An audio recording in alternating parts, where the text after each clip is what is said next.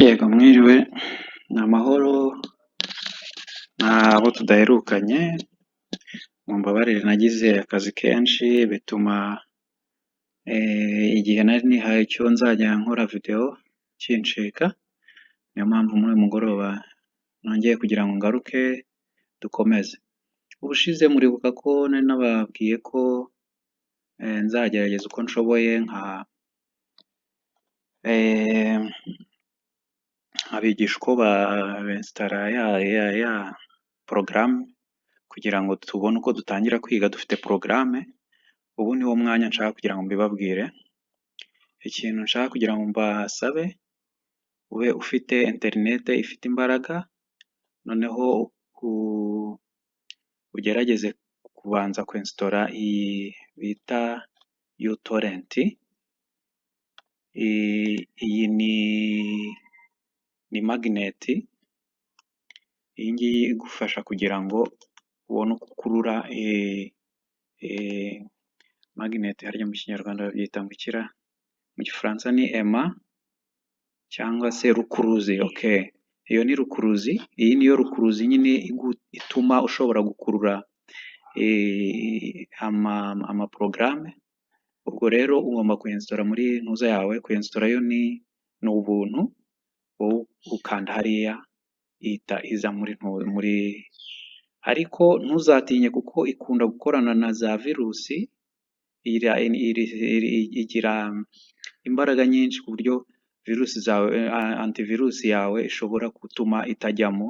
Bisaba ko uyizimyaho nk'iminota nk'icumi kugira ngo ubone uyinsitale. Warangiza kuyinsitala noneho ujya muri Google nk'uko bisanzwe, noneho ugashyiramo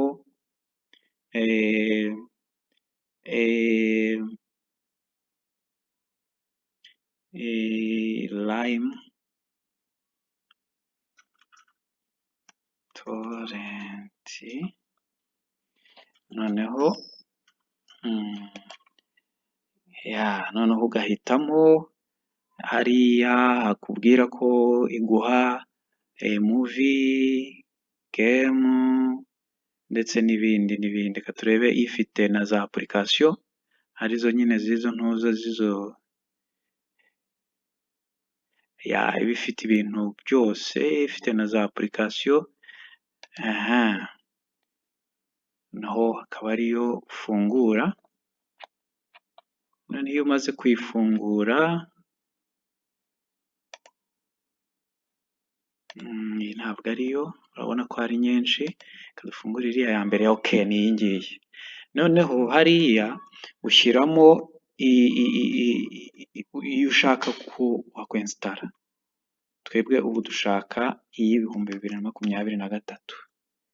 Noneho ugakora hariya ukarindira ko iguha. Urabona ko ihita iziguha. Urabona ko iduhaye, ihita ikugaragariza ngo iyo wakoze, ihita ikugaragariza n'abantu bandi bamaze kuzitwara ngo ni bangahe n'amasaha ashize. Noneho icyo ukora nyine urayikurura, urayikwega.